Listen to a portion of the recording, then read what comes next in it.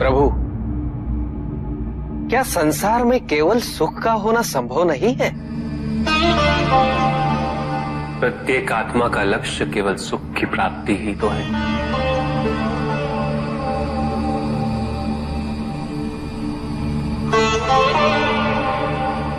परमानंद की प्राप्ति। किंतु हम सुख नहीं, सुख को प्रदान करने वाली वस्तुओं को एकत्रित करना ही जीवन का उद्देश्य मान लेते हैं। ये समस्त संसार माया है, सब कुछ नश्वर है।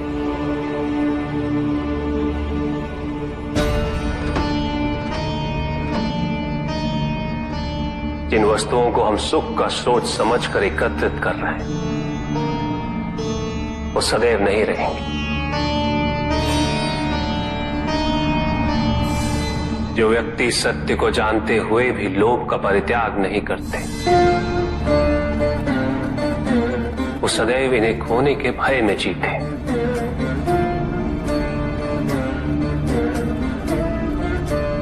और जो व्यक्ति सत्य को जानते ही नहीं, वो अहंकार में जीते।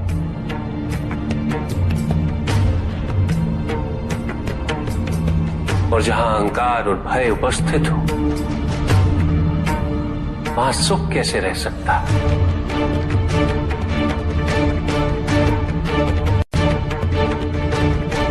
किसी को ये दुख है कि उसके पास कुछ भी नहीं,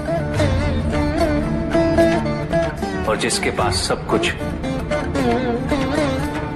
उसे ये दुख है कि पाने को कुछ शेष नहीं। सुख को हम स्वयं अपने दृष्टिकोण से परिभाषित कर देते हैं, जबकि वास्तविकता इससे भिन्न है।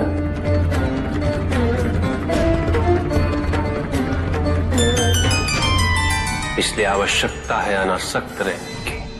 किंतु प्रभु, क्या आसक्ति स्वाभाविक नहीं है? और दुख का मूल कारण भी तो यही है ऋषि भृगु। आसक्ति हमारे मन की शांति को छीन लेती,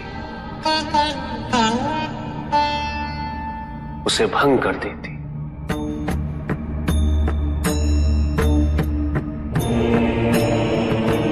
हमारी बुद्धि को स्थिर नहीं रहने देती, उसे चंचल बना देती।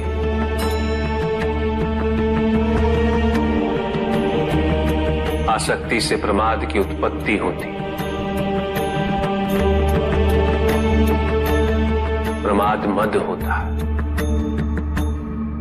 और मद अहंकार का स्रोत है। और अहंकार पूर्णतः अशुभता में परिवर्तित हो जाता है, अर्थात आसक्ति अशुभता की जननी। इसलिए अनावश्यक है।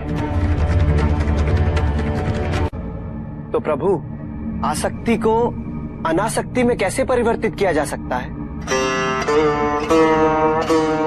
और हम आसक्ति से कैसे उबर सकते हैं प्रभु? आसक्ति से मुक्त होना ही अनासक्ति है। आसक्तिहीन होने के लिए अपने और पराये का भेद मिटाना अनिवार्य है।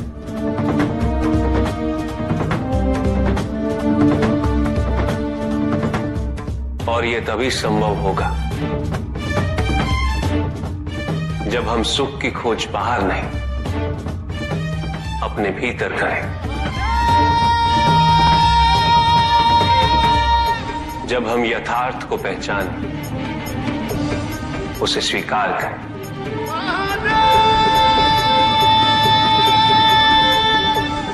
हम अपने सुख को सांसारिक तत्वों से परिभाषित नहीं करें। जब तक हम ऐसा करते रहेंगे, हम बंधते जाएंगे। जब हम स्वयं अपने भीतर झांकना आरंभ करेंगे, हमारी मुक्ति का मार्ग स्वतः प्रशस्त होता जाएगा। महादेव, आपने हमें दुख का कारण तो बता दिया, किंतु हम भय के बारे में भी जानना चाहते हैं।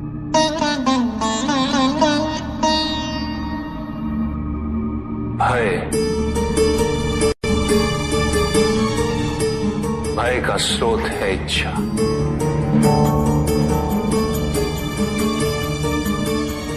पाने की इच्छा होगी तो उसे खोने का भय भी होगा।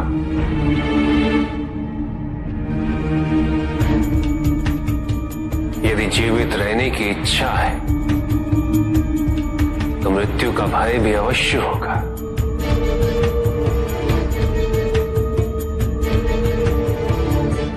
किंतु केवल मनुष्य ही नहीं, देवता, गंधर्व सभी इस भय से ग्रसित हैं।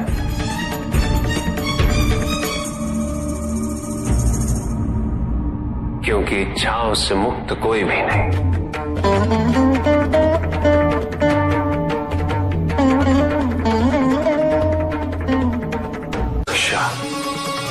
ईर्ष्या, द्वेष और निंदा और षड्यंत्र जैसे पाप भय से ही उत्पन्न होते हैं। और प्रत्येक पाप का प्रायश्चित केवल दुख और कष्ट उठाने से ही संभव होता है।